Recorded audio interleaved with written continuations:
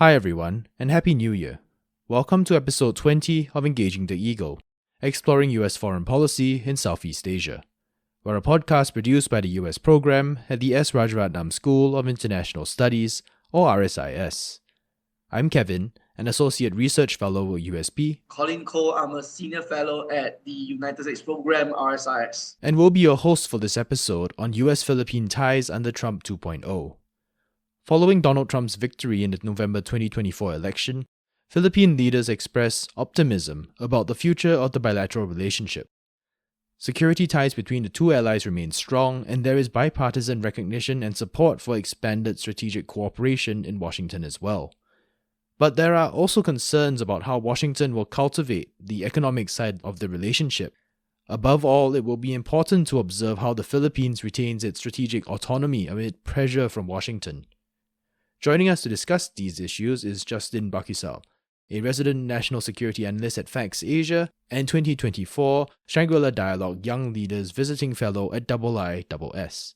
Justin, thanks for joining us today. Hello, Kevin. Hello, Colin. Happy to be here. Thanks for having me.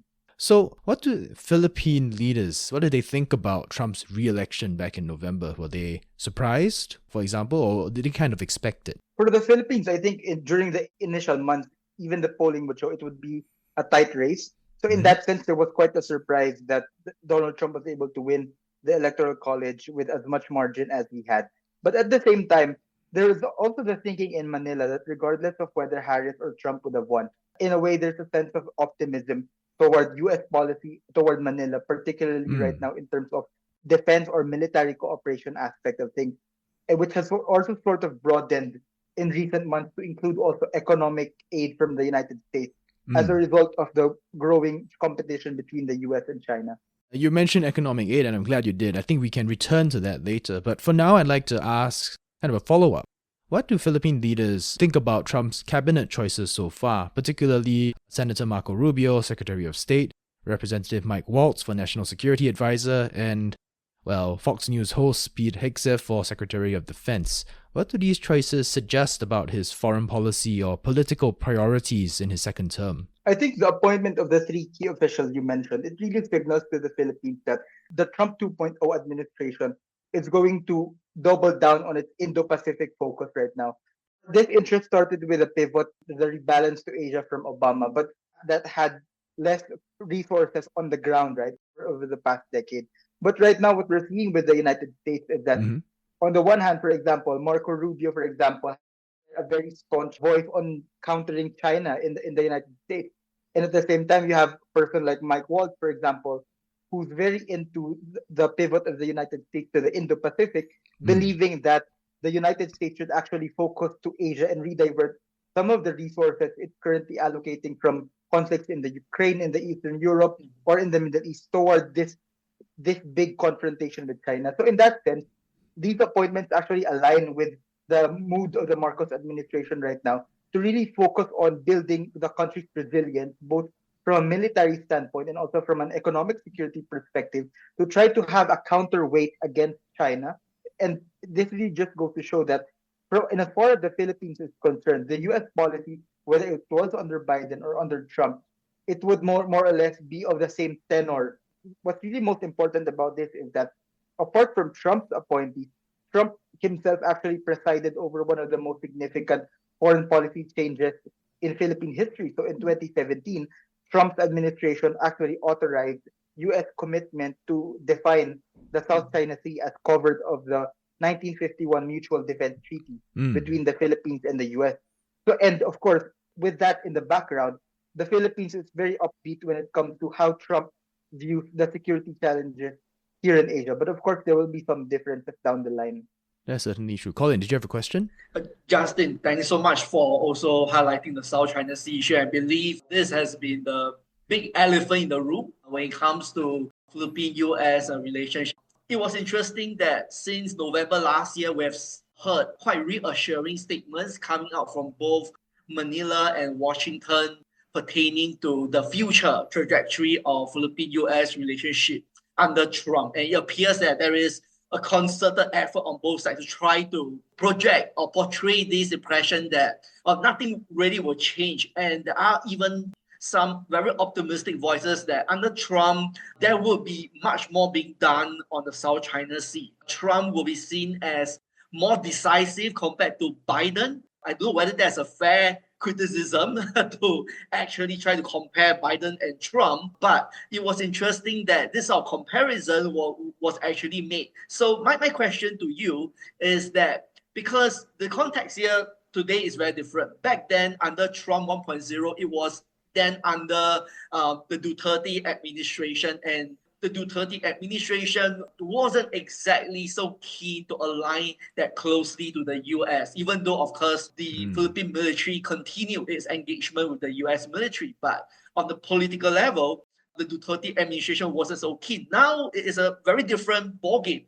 Marcos Jr. is keen to engage the US, and now it's the Trump 2.0. So do you see potentially any differences or similarities with Trump's approach to Manila right now under the Marcos Jr. administration vis-a-vis the previous Duterte administration? I think my reading of Trump is he doesn't really value the Philippine alliance on a principles or values basis. Like, he's made that very clear. In fact, in 2020, Trump has made the statement that if Manila pulls out from the Mutual Defense Treaty, which former President Duterte threatened to do, he doesn't really care much about it.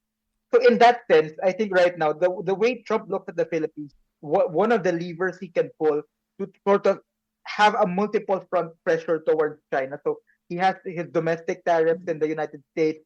He's looking at building and shoring up alliances in the vicinity of China to sort of have a bulwark or a moat from a defensive standpoint. And of course, he's trying to have bilateral discussions with China as well. And him and Xi Jinping are talking right now. So when it comes to how Trump views the Philippines right now, I don't think it's actually changed all that much. He views it as a nice to have military asset in Asia, or the Philippines as a valuable partner. But also on the other hand, I think I will actually argue against some of the commentators lately that the Philippines has become that much all the more important to the US because, for example, Trump's transactionalism when it comes to Taiwan, for example, he has very unclear defense commitments toward Taiwan. That actually, from the perspective of the Philippines, that actually lessens the value of the Philippines as a military real estate, right? So if the US vacillates on its commitment to defend Taiwan, then why, for example, would the US need to double down on building military facilities in the Philippines as a support infrastructure to a Taiwan contingency? So in that sense, I think the political vacillation or the uncertainty of Trump's posture towards China-Taiwan tensions, I think that's going to sort of lessen the value of Manila for him because he would try to have a modus vivendi directly with Chinese President Xi Jinping. I think there's also some complacency in the part of Manila right now that we're assuming that our value is a tale as old as time, that we are a valuable military ally to the United States.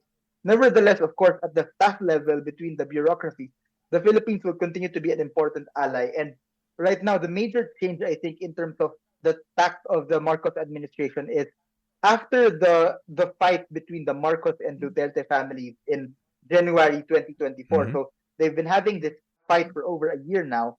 I think the Marcos administration has really only doubled down on cooperation with the United States. And I think China hasn't done itself a lot of favors in the Philippines. So if you recall, when President Marcos announced the addition of 4 new EDCA sites in the Philippines, particularly in northern Luzon and near Taiwan, one of the first major things that China actually did was, number one, to criticize the agreement, and secondly, to invite Rodrigo Duterte to China. So in a way, from the perspective of the Marcos administration, China is sort of trying to create domestic opposition to his administration already. So in a way, the Marcos administration views the US-Philippine alliance as existential to its policy agenda. So in that sense, with Trump, I think we're going to see a convergence of 2 factors. One, the US is becoming valuable to the Philippines, but at the same time, it has to be cautious that the United States might not necessarily allocate that same value to the Philippines. It was very interesting because you pointed out that given the existing circumstances, it seems that under the Trump 2.0, the Philippines will become less important. It was interesting because during the first Trump administration, the Philippines was deemed important in a sense that there is, of course, issue of countering China, and the Philippines being a former treaty ally, serves that role very conveniently. But during then, the Duterte administration just wouldn't play ball at all. So that also partly explains why the US back then were trying to seek alternatives in Southeast Asia when it comes to military engagement in order to reduce the dependence on the Philippines, especially when it comes to, say, military basing or access agreements and all that. So now with EDCA back to the picture, do you see Trump maintaining the current slate of engagements with the Philippines, or do you see any potential prospect of an increase or expansion of those engagements beyond what we see today? For example, the deployment of the Typhoon system in the Philippines and all the slate of, say, what they call the maritime cooperative activities. Do you see any potential expansion once he comes into office later this month? Yeah, short answer is yes, definitely from my perspective. And the way I view the increasing cooperation between the Philippines and the US under Trump is on two levels, vertical and horizontal. Meaning to say that, for example, under Trump, there's this line that personnel is policy, right? And the Trump administration has really made it a point to appoint people like Marco Rubio who know the strategic importance of the Philippines as something that can aid the United States in competition with China. And then secondly, at the same time, the Trump administration has also previously indicated its intent to build up the precision strike capabilities in the Philippines. So right now, we're discussing the context of the Typhoon missile launcher platform in the Philippines, right? Actually, an often forgotten fact about this is that the first time this missile launcher platforms were discussed in the Philippines was in 2017 under the first Trump administration. So in a way, this kind of creativity when it comes to what assets to deploy in the Philippines, this started years back. And of course, the Biden administration prudently followed up with that discussion, and they were actually able to rotationally field the Typhoon missile platform in the Philippines under the guise of the joint exercises between the Philippines and the US. So in a way, there's increased cooperation at the vertical level, meaning to say we might see the United States offer to place more important weaponry or advanced class of weaponry in the Philippines. And then secondly, at the horizontal level, we might see them actually try to double down on the gains of the EDCA. The reason for this is that the EDCA cooperation between the Philippines and the US is doubling down on the Philippine interest of distributed basing, meaning to say, gone were the days wherein the US will try to fund a single big military facility like Subic, right? Because given the asymmetric nature of any conflict between the Philippines and China, from a planning standpoint, we cannot put all our eggs in one basket. So right now, that's why there are so many EDCA sites littering the entire Philippines. It's really because of that purpose. And it also aids the United States' change in doctrine, actually, beginning in 2016, wherein they're emphasizing archipelagic defense of the Philippines. So if you look at it, there's a convergence of interest between the Trump administration and the Marcos administration because the Philippines and the US right now aren't just seeking to match China ship for ship. They're actually trying to roll back some of the anti-access area denial advantages that China was able to in the middle of the past decade. One key way of doing that is by focusing on precision strike capabilities in the Philippines, which is also one of the reasons why China has been very alarmed with this development. But I think overall, that can be another diplomatic bargaining chip on the part of the Philippines because there's so much potential for both horizontal and vertical increase in cooperation with the US that China might want to take a step back and try not to pressure the Philippines too much to avoid precisely these kinds of increased cooperation. If I could follow up on that, very interesting point when you discuss about the bargaining chip. I was wondering, and I don't know whether that is some sort of very provocative question here, but do you envisage a possibility of Trump, for example, using the Typhoon missile deployment as one of the bargaining chip to try to convince Xi Jinping that it actually works in China's favor if it could tamp down on its behavior in the West Philippine Sea, and in exchange, the Trump administration will effect the pull-out of the missile system in time to come? Actually, that's a pretty spot-on analysis, and that's actually the sense here in Manila as well. We have to take a look at the Typhoon deployment in terms of what the legal status of the deployment is right now. And if you look at it, the US and the Philippines have actually been creative about this because the Typhoons are here on the rationale that it's for US and Philippine joint military training. But technically speaking, we have trainings all year round. So in a way, there is some sort of ambiguity there on the part of Manila without explicitly and with finality telling that, hey, we're going to deploy this missile platform in the Philippines, while at the same time, we do have the benefit of having the asset around practically on a near permanent basis. But of course, all of these are undergirded by the fact that this is just rotational deployment. So this is actually, in my opinion, actually another manifestation that the way the US and the Philippines have tried to solidify its military cooperation, it's still actually a form of flexible enmeshment. In my view, it's not really 100% rah rah rah move against China that they're deploying all these things. I think it would be wise for Beijing as well to look at the finer details of how these defense postures are playing out, because I do think that it's a very calibrated military signaling on the part of Washington and Manila right now. So I think Beijing should pay attention to this, and I think Trump will definitely use this in his favor. But I think one thing to work against Trump use of the Typhoon missiles as a bargaining is the fact that the Philippine army has expressed its intention to buy the Typhoon platform. And from Trump's perspective, that's another commercial deal on the part of the United States. So in a way, the Philippines is actually very keen on acquiring the Typhoon platform because it wants to score political capital with Trump. That the Philippines is going to buy American, right? And an important context to this is that actually in the period of 2018 to 2022, the United States is only the third or fourth largest military supplier of the Philippines. It only supplies less than a third of all our foreign military acquisitions. In contrast, the leading right now is South Korea and Israel.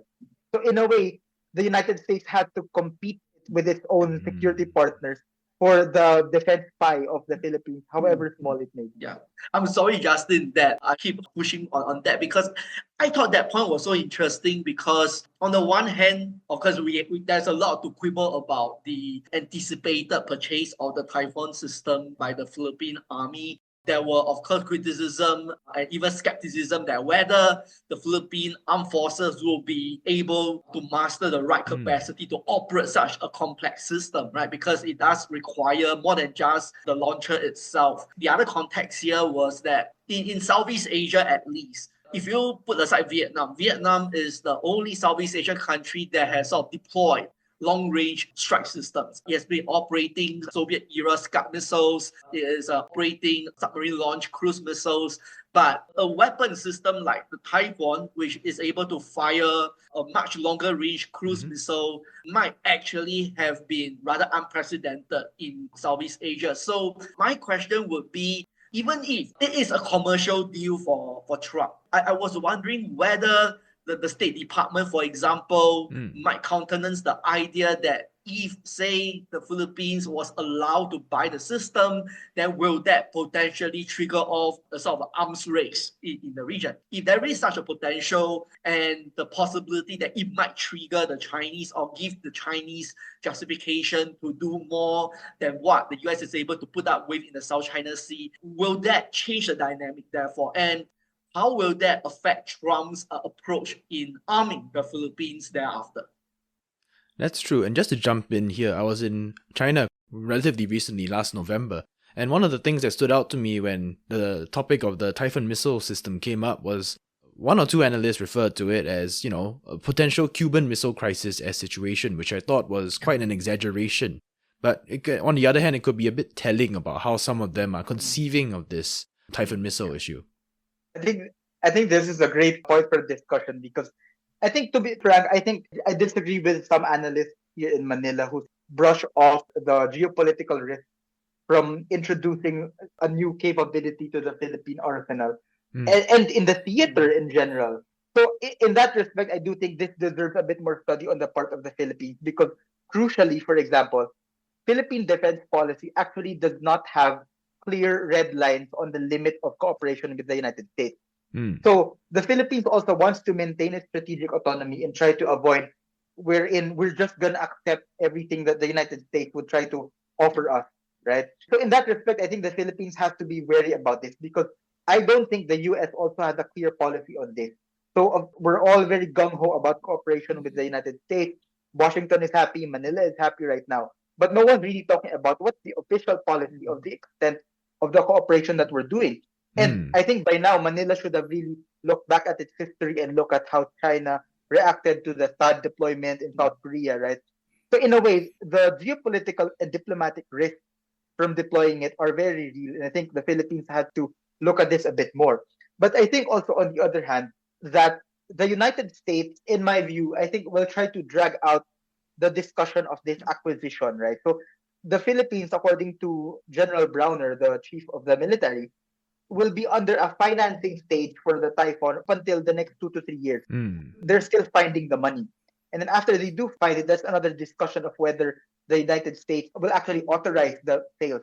And by that time, of course, Trump more or less will be toward the tail end of his term already. So there are Mm. political realities that Manila has to grapple with. It's not like the US will give this platform right at the onset. And we have seen this behavior from the US even with respect to arming Ukraine right now. And the biggest concern for China right now is the way it views the Philippines. It sort of makes an analogy that the Philippines is similar to Ukraine, that the Mm. United States is arming what China views as its core security interest in its neighboring waters. So that sort of story. So that's going to be a major concern going forward. I do think it will affect US preference in arming the Philippines because my reading of the US right now is the US doesn't actually want high tech military transfers to the Philippines. Mm. So I think the United States is playing it cool by not really jumping on every suggestion by the Philippines. It's actually trying to achieve deterrence through the rotational deployment, meaning to Mm. say it's still a US asset, right? And then the US can choose to scale up or down depending on when its diplomatic interest would warrant that posture. So in a way, sort of the US could try to lead the Philippines on by saying, oh, we're temporarily going to deploy XYZ asset fighter planes in the Philippines. But at the same time, the United States still retains control of what assets are deployed in the field. Because Mm. let's be honest, at the end of the day, the Philippine military is really the laggard in Southeast Asia in terms of purchasing power. So it's not like the Philippines is going to acquire all of these capabilities right at the onset, right? So we're having trouble acquiring surface combatants right now. We're having trouble acquiring the integrated air and missile defense system, which will be the focus of Horizon 3 of the ASP modernization program. So I think the political realities will temper the idealism of the Philippines going forward. Let's put the Typhoon system one side and maybe ask one question that I believe our audience might be very keen to hear about. That big question Mhm. about Taiwan. This has been an ongoing problem in this very complicated triangular relationship between Philippines, US, and China. In Beijing, there is this narrative that ADCA isn't for disaster relief purposes.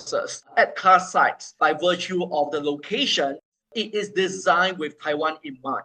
So there has always been question about what will be the Philippines' role if there is going to be a conflict in Taiwan. We can of course quibble about what type of conflict we are talking about, but let's keep it broad. Any potential scenarios pertaining to a Taiwan conflict itself. What do you see as the potential roles that the Philippines will play? What will be the envisaged demands from Trump 2.0? Because if anything, from what I hear from our American colleagues has always been that there's a purpose to have alliances, right? Is that when you cultivate alliances, Mhm. when you need them to work, they have to work. So with Trump being transactional and he expects allies to take on a bigger burden and all that, do you foresee Trump actually expecting much more from the Philippines if there is going to be a conflict over Taiwan? And what will be the view in Manila in response to that? I think on the issue of a Taiwan crisis, right? I think Trump himself is sort of hedging here because he's not committed to a clear policy on the defense of Taiwan. In fact, he Mhm. has sort of cast aspersions on whether it's actually a worthwhile endeavor to defend Taiwan. His nominated Deputy Secretary of Defense for Policy actually says that Taiwan needs to beef up its defense capabilities more, and the United States should play a supporting role rather than the other way around, right? In that sense, I think this uncertainty is going to factor in Manila's planning when it comes to a Taiwan contingency as well. Mhm. So, from the perspective of Manila, and of course, this is the usual government justification here, and I think that there is some merit to it. Whether or not the Philippines defines a Taiwan crisis as something that would require our military intervention, the Philippines actually has an interest in defending its northern border, which is a few hundred kilometers from Kaohsiung in Mhm. Taiwan, right? And under most scenarios over the past 2 years, China has made it clear that if there is such a crisis, they will try to cut off the Bati Channel, which separates Taiwan and northern Philippines. So even if China views that action as something directed only to Taiwan, it's very hard to tell Filipino defense planners that it's not directed toward the Philippines as well, because that part of the water is part of our exclusive economic zone. That's an important air and maritime passage for the Philippines.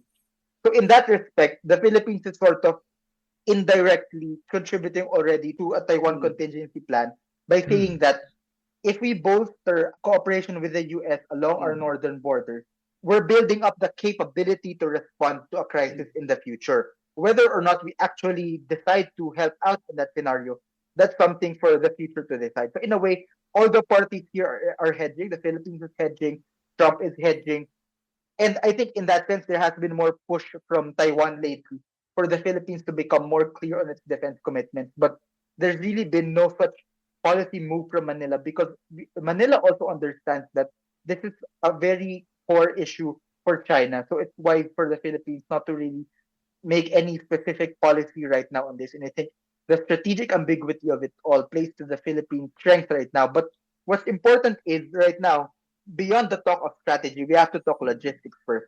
For there to be any effective response in a contingency, there has to be improved military bases in the north. Right now, the Philippines is improving the coastal defense regiment there of the Philippine Marines, right, in the north. So in that sense, I think the Philippines has a capability view of this to begin with. We have to have the capability and then decide the policy down the line, because ultimately that's a political choice for the president. But I think, frankly, right now, this is a divisive issue in the Philippines. I think the US would be careful not to couple assistance to the Philippines insofar as the Philippines will only assist Taiwan. Because I Mm. think from a political perspective, the Philippines doesn't want to be viewed instrumentally as a useful ally only insofar as it can help out in a Taiwan contingency. I think many have argued here in Manila that in and of itself, Manila's location right in the center of the western side of the Pacific, it's an important location for the United States to help defend on its own right. So regardless of what happens in Taiwan, I think the United States should think of the Taiwan issue and the Philippine issues a bit more separately and Mm. try not to force a coupling of the discussion too much. Yeah, that's certainly true. I mean, the US is often accused of viewing Southeast Asian countries through the lens of its competition with China, even when it insists that, oh, we value ASEAN or we value these Southeast Asian countries on their own merits, because their actions might say otherwise. But I think another issue that Washington will have to pay much more attention to with regard to the Philippines is going to be economic benefits for Manila as well, right? I think in early 2024, it was Ambassador Romualdez who said that if we do not have economic security, we can have all these defense agreements and it will mean nothing to the Philippines.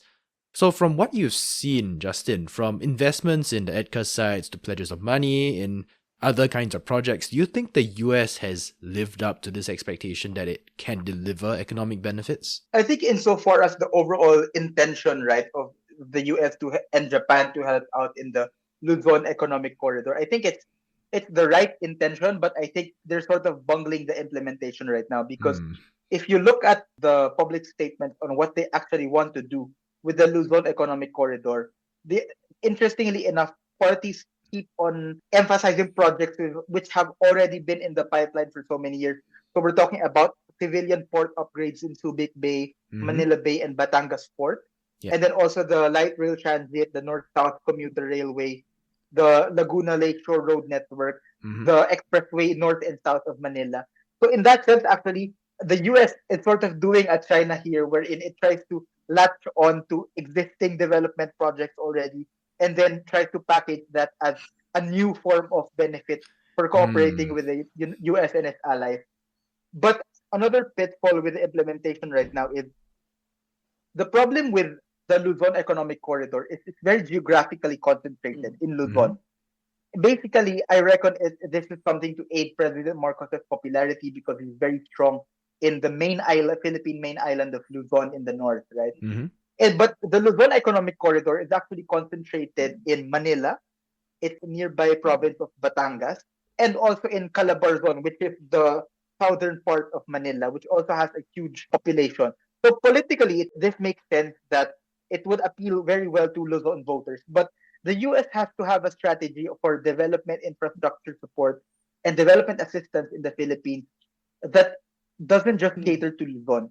Because this is a big issue right now, and this is the platform issue of the Duterte family, that the Luzon elite in the Philippines have had an undue influence on the politics of the country. And it's time for other leaders in other provinces to take control. So in that sense, I think the US and Japan could do better in terms of projects in Visayas and Mindanao, because the term itself, Luzon Economic Corridor, it doesn't sound like a very inclusive plan for the Philippines. So again, this is really up for them, but there are political repercussions to this. And then thirdly, I think right now there hasn't been progress enough to see heads turn in Manila to say that, okay, there are concrete economic benefits to cooperating with the United States. Because if we look at it right now, really a lot of these infrastructure projects will probably finalize after the end of the Marcos administration. But there also needs to be near-term benefit.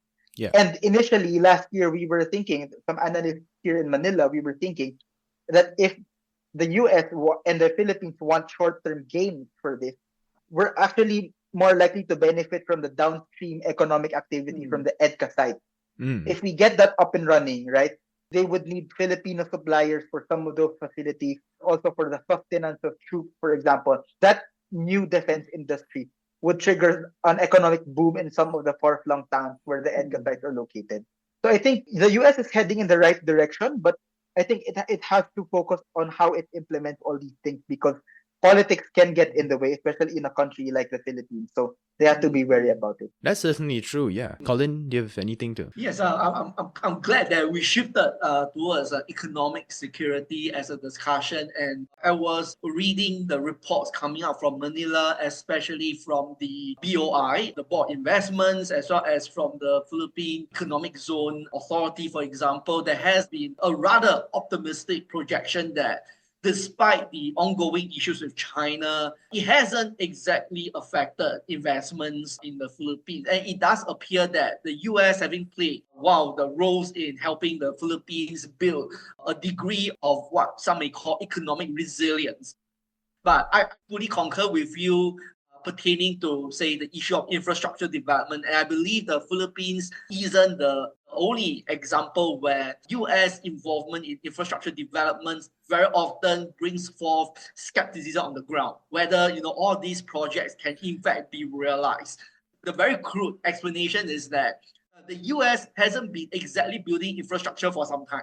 So it doesn't really have the capacity to do it. And the only way that the US can do it is to fund and thereby bring a third party into the picture. Say, for example, Japan, South Korea, or some other European entities that could really build infrastructure. So I was wondering, what are the prospects under Trump? And knowing that Trump is a very different person from Biden when it comes to, say, the role played by allies and partners. On the one hand, Trump wants allies and partners to bear greater burdens on defense and security, but I'm not so sure whether that is truly the case when it comes to economic benefits. Will Trump be willing to share the potential economic benefits, right, through such third-party cooperation? So do you see any potential prospect of Trump 2.0 and a further expansion of these sort of arrangements that involve other regional and extra-regional partners in helping to build the Philippines' economic resilience? Actually, we're already seeing signs of that, right? So even if the Luzon Economic Corridor was floated as an initiative by the US and Japan, actually, if you look at the fine print right now, the US brought on board countries like Sweden, also right now Australia, South Korea, and the United Kingdom actually joined the third meeting of the Luzon Economic Corridor last year. So in that sense, the United States is helping the Philippines by putting its stamp of approval with the Luzon Economic Corridor. So in that sense, I think the United States is helping out even when not the main financier of a lot of these projects. I think that's a very wise strategy for the US right now. I think the difference is that for these development projects, what's important coming into the next administration is that politically, a lot of these long-term infrastructure investment projects, they have a different type of appeal to voters, for example, in the Philippines, as compared to, for example, natural organic economic activity when a US manufacturing company moves to the Philippines, for example. So that has a different effect. Right now, the main interest of the Philippines economically from the United States, apart from the overseas Filipino sending remittances back to the Philippines, is actually the business process outsourcing industry in the Philippines. It's one of the largest employers. It's one of the sources of the high quality jobs in the Philippines, high paying jobs. And that might clash with the Trump administration's agenda of trying to bring back as many jobs into the United States as possible. So in that sense, I think the Philippines and the United States, they have to come to some sort of division of labor between who does what, or does the Trump administration intend to bring back to the US all these sorts of downstream industries as well. So they have to decide on that as well. And then secondly, when it comes to tariffs, for example, the United States is actually the top export market for the Philippines in 2023. So if Trump would slap at, let's say, a 10% general tariff across the board for all countries, that might impact the US demand for products in the Philippines. And that would hit the Philippines harder compared to other ASEAN countries because we're not the prime for manufactured goods. So when it comes to the impact of this trade policy, the Philippines might be more vulnerable to displacement from other suppliers. Like, for example, if suppliers will choose to import more from Vietnam, for example, the Philippines will be like a low-hanging fruit that can be sacrificed in the short run if the United States is trying to avoid inflationary effects. So those are the two main things from an economic policy standpoint that I'm looking at. Yes, that's certainly true. But it's definitely something to watch for countries in Southeast Asia, many of which depend on the US as an export market. Countries that have big trade surpluses with the US, like Vietnam, Thailand, Malaysia, have more to fear because Trump, given his focus on trade imbalances, will probably cast a lot of scrutiny on those countries as compared to others. But still, the Philippines has a good reason to be worried. Although I'd like to bring up another avenue of cooperation between the US and Philippines as well. In the lead up to the November election, Senator Rubio, he filed a bill on the Philippines-US strategic partnership that also proposed to negotiate a critical minerals agreement with the Philippines. Do you think a critical minerals agreement between Washington and Manila would be a significant step forward in the relationship? And what other kinds of agreements would Manila like to see from Washington? The bill proposed by Senator Rubio was very interesting because actually, apart from cooperation in rare earth minerals, there were a host of other packages, including the last line was actually support for the reinforcement of the Sierra Madre in the South China Sea. To go back to the point about from the economic side of things, right? I think Manila is very interested in this because our two large markets here are cobalt and nickel, right? Which are very important in the semiconductor industry. So I think whether the semiconductor industry remains concentrated in Taiwan or whether it moves back to the US, I think either way, the Philippines can benefit from that economically. And of course, if the Philippines and the United States, assuming that they can keep tariffs low, I think the Philippines would be able to provide a lot of these natural resources if the United States wants to bring back industry to the United States. And I think one advantage of Manila, at least in a near-term perspective, is that unlike Indonesia, for example, we don't really have requirements for a lot of refineries for all of these rare earth minerals to produce second-order goods domestically in the Philippines, right? So that might be bad for long-term development, but at least in a short-term perspective, right, that might play well for Trump, that the Philippines is not trying to weaponize its large rare earth mineral reserves in this issue. So I think that might fit well with the Trump administration. Yeah, that's an interesting assessment. Thank you. Moving on a little bit, I guess, from economic security, I think one of the questions that we really need to ask is about domestic politics within the Philippines. So the Philippines is scheduled to hold a general election in, I think, May of this year, right? And the next presidential election will be May again, but 2028. What bearing will the 2025 general election results have on the US-Philippine relationship in your view? And looking further ahead, what do you think would happen to the bilateral relationship if Vice President Sara Duterte wins the 2028 election? I think right now, to be honest, the way that the political structure in Manila is arranged is that it's really foreign policy is really made at the level of the presidential palace at Mm-hmm. Malacanang. And a lot of the senators, they don't really meddle in foreign policy too much, except sometimes to support the initiatives of an incumbent president, right? Or to try to have some sort of oversight, but they don't really wield a large degree of influence when it comes to foreign and defense policy. Mm. So when it comes to the next election, I think a lot of what concerns me, I think in the near term, is that how the 2025 election would go would influence who would win in 2028. Mm. Because right now, based on the polls, it's an even match, right? Marcos has a lot of his supporters leading the polls. Duterte has a lot of his own supporters leading the polls. So in a way, if there is no clear victor between the two political families right now, that's going to make 2028 all the more messy. But for example, if the Dutertes are able to land a decisive victory for their allies in this midterm election, like what happened during the previous midterm election, then it will signal to all the candidates that come 2028, you better start supporting presidential candidate Sara Duterte. And Mm. that might start to incentivize a lot of the turncoats. Here in the Philippines, we don't really have a very solid political party system. So in a way, I think this is really a contest, not between these individual candidates in the midterms, but rather the two political families. And I think because of what happened this year, I think the Vice Mm-hmm. President Sara Duterte is actually in an awkward position because she has previously tried to keep silent Mm. on the Marcos administration's US policy, right?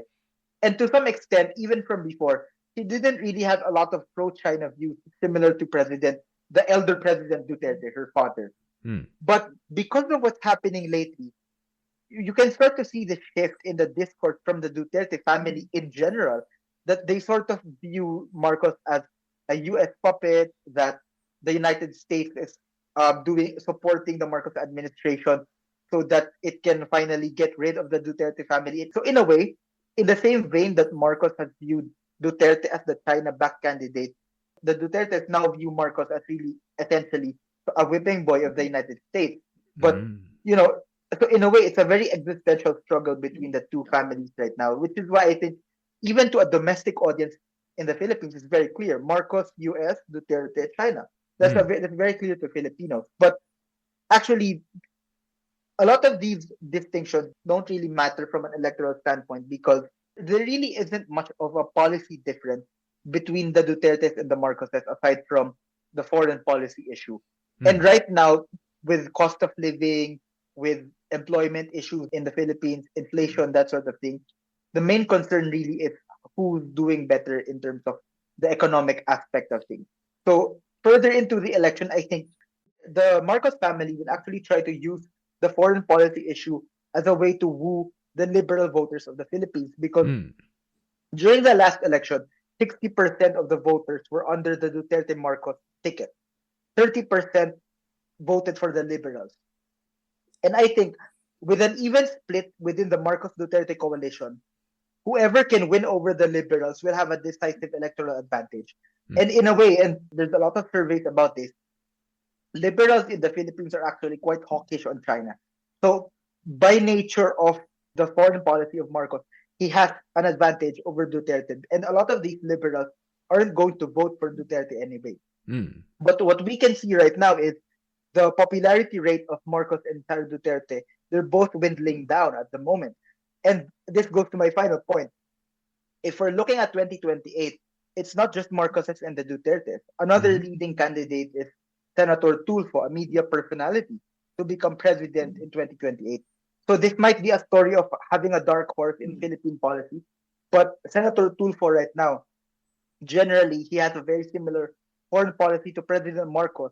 And in fact, he might even be more into the Philippine-US alliance because Senator Tulfo's position is that the Philippine resupply missions in the South China Sea have Mm. to have a US escort, Oh. which goes further than what Marcos has actually asked the US to do. So there are some wild cards here at play come 2028. Wow, that's quite a lot to consider, yeah. Well, thank you very much, Justin, for this very invigorating discussion. As I ask you to wrap up, what do you think the Philippine leaders hope to gain out of the second Trump administration? And what do you think are their greatest fears for his second term? What he might do or something that might happen while he's in the White House? I think in terms of the overall fear of the Philippines, this is the natural fear of strategic abandonment because of the Trump administration's transactional nature, right? They might prefer dealing bilaterally directly with China. And the Philippines' fear there is that if we're excluded from those discussions, then we might be made to accept a regional order that might not be to our liking. So in a way, that's always been a long-standing concern for Manila. And then secondly, for the Philippines, another concern would be the level of investment in when it comes to foreign military assistance to the Philippines, right? So there's a distinction between foreign military assistance and foreign military sales. And I think the Trump administration would lean toward the latter. And this is not really a good time in Manila because the main issue here is inflation and the government deficit when it comes to our budget. So I think the Marcos administration would try to slow down on all these defense acquisitions, primarily because it's focusing on the election midterms this year. And of course, it will be focused on taming inflation down the line. And then I think when it comes to the overall sense of things, right, I think, to be frank with you, I think the Philippines is in a good position because we don't have a lot of frictions with the Trump presidency, right? We are actually a net importer from the United States, so that the trade balance sheet looks very good for the Philippines. We're looking to buy more US equipment down the line in the next 6-8 years. So that's gonna work. That's gonna play well to the new environment in Washington as well. So I think overall right now, without really being overly complacent, I think the Trump administration would do very well to capitalize on the gains by the Biden administration, right? I don't think it would be wise for the US to try to ask more burden sharing from the Philippines in the same way Trump has done with South Korea and Japan. Because to be honest, the US military footprint in the Philippines is minimal. So I think there could be great caution on Washington not to unnecessarily alienate the Philippines, which hasn't really been on the receiving end of a lot of US foreign military assistance, right, compared to countries in the Middle East or in Eastern Europe. So I think slow and steady wins the race. I think that would be a good theme for the US come 2025. Trump doesn't really need to rock the boat. He already has a favorable environment here in Manila, a willing audience, a receptive audience. So he just needs to continue the cooperation and focus on where the interests of the Philippines and the US align. Yeah. That's fair, that's fair. Although I suppose one last thing to consider would be that, the US should definitely try its best to follow through with the promises of investments and economic development as well. Because looking back to the late Duterte administration, the groundwork that was set for President Marcos's pivot back towards the US was due to Beijing's relative failure to meet its promises of investments, right? I would qualify my answer to that because I think the population in general, right?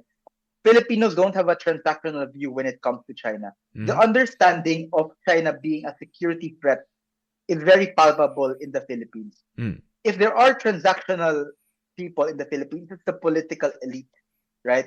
They're essentially the policymakers. But if we're talking the bureaucracy and the populace in general, they understand that even if China was able to fulfill a lot of the infrastructure promises under Duterte, the clashes in the West Philippines would still continue. Yeah. And now we have multi-domain threats coming from China, like submarines being detected in internal waters in the Philippines, the entire worry about Chinese military ships passing in the Cebu Passage in the southern Philippines, and then not to mention, of course, the illicit economy that has sprung up from this increased engagement between the Philippines and China under Duterte. Right? We're talking about the gambling operators, right? The pogos. And the Philippines is trying to clean up that entire mess right now. So in a way, even if the Philippines and China had good relations, really, when we look at it, China is a structural problem for the Philippines. It is a threat. It can try to assuage Filipino threats with goodwill, sure, but its own actions in the South China Sea and around Philippine littoral waters, essentially, this would pose a perennial concern for Filipino defense planners.